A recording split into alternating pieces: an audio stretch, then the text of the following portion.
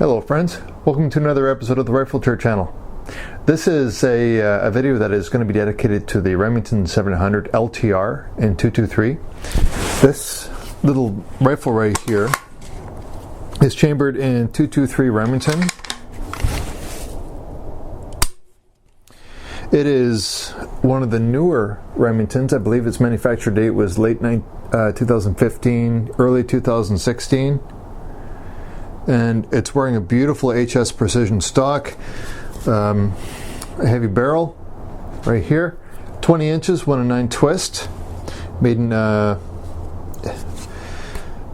so it's not a very old Remington. It's a relatively recent Remington. I've got a Weaver 0 MOA rail on here. Can you see that? Weaver 0 MOA, a Leupold medium 30mm rings, and a Schmidt & Bender 3-12 by 50 with a 30mm main tube. Just the quality of the optics on this scope is really impressive. The P4L reticle, I love it. So, just your standard internal box magazine. The quality of the metal on the trigger assembly is poor. It looks like pot metal. Ran into some feeding problems. I'll talk about that a bit later. Got an Harris bipod on there, and just an El Cheapo sling. Now, when you sling it, it's obviously going to be barrel down like this, because the barrels, it's just going to try to flop around on you just for safety purposes. A heavy barreled rifle like this, I'm having it slung muzzle down. The intention for this rifle was coyotes, maybe even wolves. Now, okay, 223 and wolves, you're kind of on a threshold there. You're on a, you probably want to be running a 6mm bullet or larger, maybe a 6.5 for wolves. Lots of people seem to use the 223, all right, maybe with the heavier rounds, like a 77 or a 75 to 77 grain bullet will kill wolves dead. But But lots of people they're at least 6mm, 243 Winchester, 6mm Remington, or so on when it comes to hunting wolves. But this for me, is a predator rifle. That was the philosophy of use for this. And one of the reasons why I wanted to do this test with this rifle is because of the reputation that Remington has been earning so far, as kind of the quality of their new product line, to put it that way.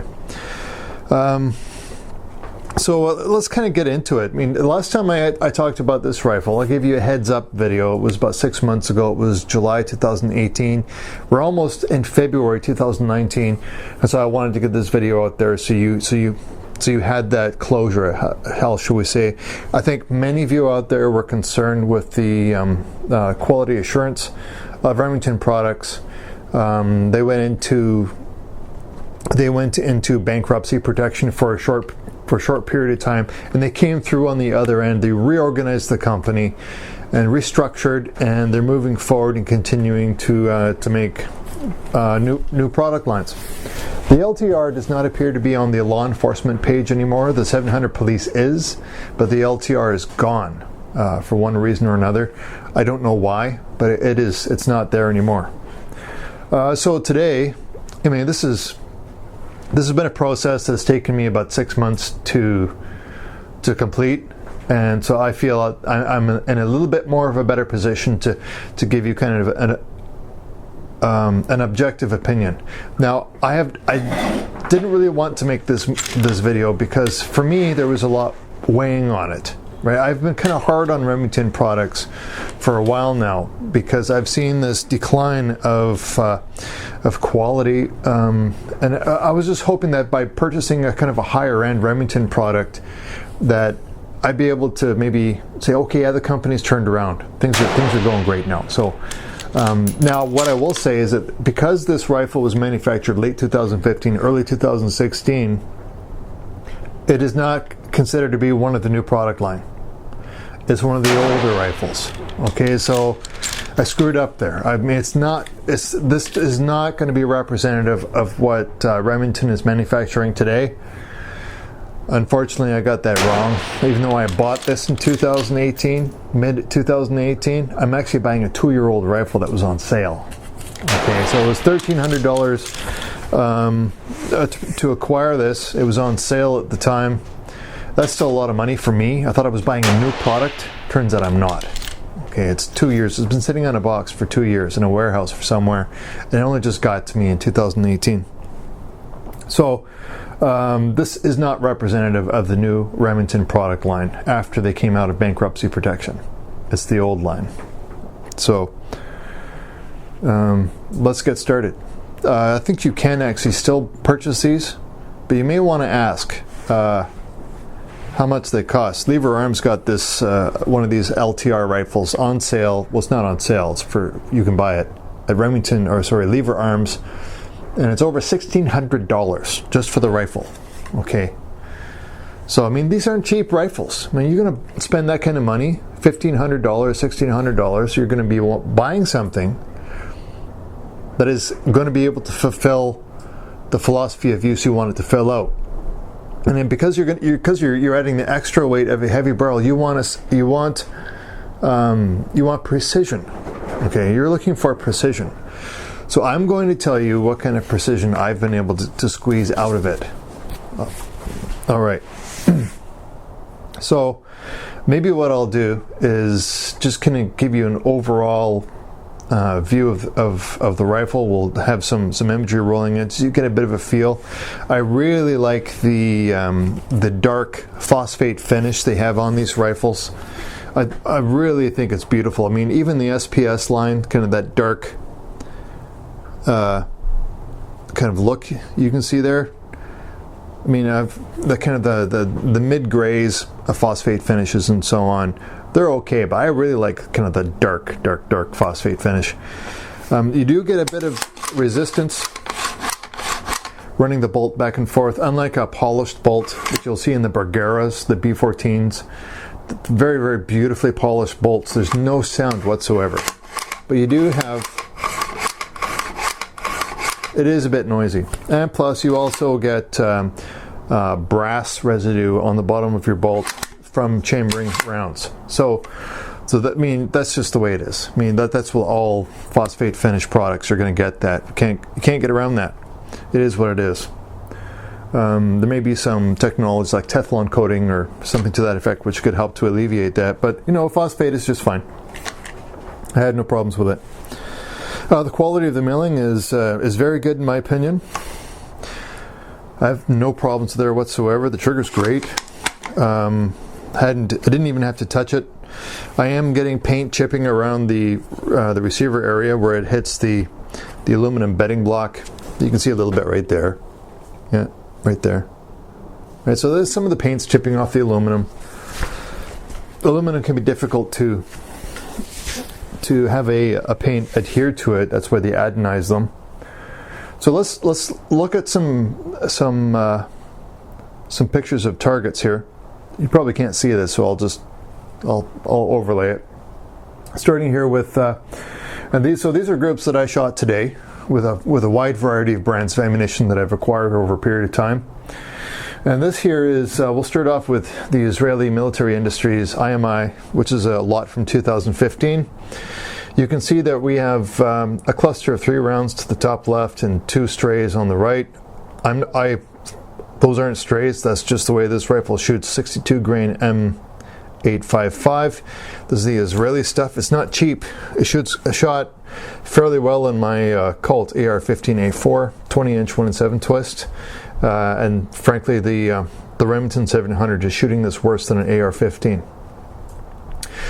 Group number 2, which is Hornady Frontier match ammunition. This is 75 grain Botel hollow point. Shot really quite well, but still over 1 inch grouping. That's approximately 1.5, maybe 1 3/4 inches. This is relatively inexpensive ammunition for match ammunition. It's almost $19 for 20 rounds. It's basically $1 per bullet. Target number 3 is Hornady Superformance Varmint. This is very expensive ammunition. It's got a 53 grain Hornady bullet with a red ballistic tip on it. Pretty much $35 for 20 rounds. This is not cheap ammunition. The grouping was nowhere near what I was hoping for. As you'll see here, we're looking more like 2.5, maybe 2.25 inches. I made a sight adjustment after this. Target number 4 is Remington high performance rifle ammunition. This is hunting ammunition with an exposed lead tip, 55 grains Spitzer point, $32.99 for 20 rounds. Still shot not too bad, but still, maybe 2-inch group. Fourth group is Hornady Frontier 62 grain full metal jacket at around $15 for 20 rounds, and you can see we've got a group there which is roughly 1.5 inches, maybe 2 inches around. Target number 6 is cheap ammunition, People's Republic of China. So this is Comblock ammunition, manufactured in 2008, 55 grain full metal jacket with a huge fireball come out the end of that rifle. Where you actually lose target acquisition after shooting this stuff. Big fireball come out the muzzle. It's not shooting that great, not shooting that bad. It's pretty much on par with everything else. It seems to be around the same as the Israeli M855. The target number 7 is Industries Valcartier Incorporated in Quebec, 1994 vintage, 62 grain full metal jacket, and it shot awful. It was just awful, but that is not good quality ammunition either. Lots of guys in the Canadian Armed Forces would complain about that stuff. General Dynamics purchased IVI, Industries Valcartier, and the quality of the ammunition has gone up significantly. Now, after shooting the IVI ammunition, I totally cleaned the barrel, I totally cleaned it out, and then decided to shoot, after firing a fouling shot, decided to shoot the top 3 scoring ammunition types, which is the Hornady 75 grain, the Hornady 53 grain super performance, and the Remington high performance rifle hunting ammunition. The Hornady 75 grain boat tail hollow point match ammunition shot, well, very well. I would say probably 3/4 of an inch with one flyer, but still about 1.5, maybe 1 3/4 inches. But that's a really nice little cluster there at the bottom where you can see 4 rounds, which are roughly 1/2 inch group. And then group number 9, back to the Hornady Super Performance Varmint, not good at all. Pretty much the same as the first target printing. And very last, the Remington 55 grain PSP. A high performance rifle ammunition, so we shot about a 1 3/4 inch group. Okay, so I really think it's important to show you guys what these rifles can do with factory ammunition, and it was really important for me to be able to demonstrate these groups for you with the rifle adorned with a high quality optical sight. Okay, I shot these groups at 12 power, beautiful sight picture, running off the bipod, but with a bag underneath the buttstock here, and on a good level hard surface. So these I don't want somebody coming out there and saying, well, yeah, you shot it with a crappy scope or bad rings or a really cheap scope mount. So I tried to eliminate as many of those concerns that some of you out there may have by trying to go with quality products, and then accessories bolted onto the rifle to make this test. I think it's important to shoot these kinds of things with regularly accessible factory ammunition that most people are going to purchase in order to run through these rifles. Why would I do that? Well, I know that I can go out there and I can hand load, super match ammunition, custom tailored to shoot out of this rifle, and I know that I can shoot better than some of those groups by making my own ammunition for it, tailoring your own ammunition for the rifle. I know that I can do that, but not everybody else can.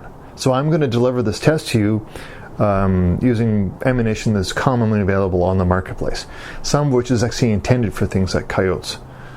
All right, we have a bit of a coyote predator problem around here, and some of them need to be taken care of.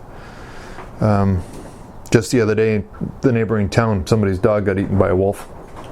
So we do have a bit of a predator problem around here. In fact, most of northern BC have predator problems. That was the intention for this rifle. Now, would I feel comfortable taking this out into the bush and taking it on like a winter trip? When you're talking about getting into your snowmobile and throwing your gear in the skimmer and driving 30 kilometers down the road, high vibration machine, taking regular impacts. Great. These need to be strong and robust rifles that are able to take a pounding and not lose a zero. Like I might be able to beef up the rings here, maybe go with an arms system or an ATRS rings, which are hell for stout. But this is good enough for the testing that I'm doing today. So it needs to be strong, it needs to be robust, it needs to be reliable, and it needs to be accurate. Now, when you're shooting at a moving target, 350, 400 meters away, I'm sorry, but this just certainly does not cut the cheese for me. I mean, it does not cut the mustard. It doesn't cut the mustard for me. Now, I know that I can tighten this up. Like I love the 75 grain boat tail hollow point match, but a lot of these groups that are on this target here are group sizes that I would expect from a rifle at 200 meters, not 100 meters. Some of these groupings are awful. Now, I'm not going to be out there shooting at these animals with military grade, bog standard full metal jacket rounds, because that's illegal, right? You need to have projectiles that can open up. However, just for the purpose of conducting this test, I wanted to include some of that ammunition out there because some of you might choose to use this rifle for a purpose that is other than hunting, just for fun plinking, at different distances and ranges. And so I'm including that in here for your situational awareness, that you can see what the rifle is capable of doing. Now, I can't sit here and say what the modern new Remingtons look like after they came out of bankruptcy protection. However, all I've essentially done is confirmed my suspicions that although this is a brand new rifle, essentially, so it just doesn't do it for me. So when it comes to the accuracy, and that really sucks because I got to decide if I want to keep it, use it as a project rifle, maybe rebarrel it, go with an international barrel, IBI. They make some fantastic barrels, and that might be the way I have to go. There's been 3 different kind of people that have purchased these rifles. This is from my research online, is that you just get some rifles that don't shoot anything well at all. Some of them, which we know after some tinkering and some tuning and some work, you can get them to shoot pretty darn good. And then there's also the third lucky person who actually purchases an off-the-shelf rifle and it shoots like a firecracker. It's just beautiful, tiny little groups, and was just built right. Got a decent barrel, and it was assembled by somebody who was just paying attention. But I'm not sure where this rifle falls in those 3 categories, so we'll see. Anyway, that's your update, folks. Hope you're all doing well, and as always, Maple Leaf up.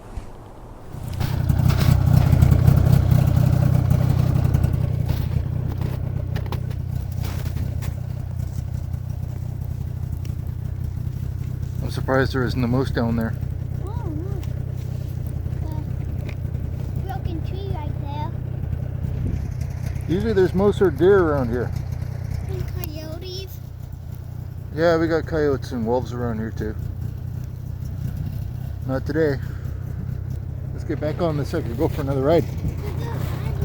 This is a 2012 Arctic Cat Bearcat. It's only got 25 hours on it. Drained all the fluids.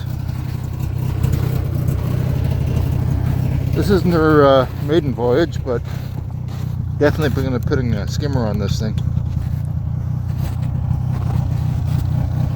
Comfortable?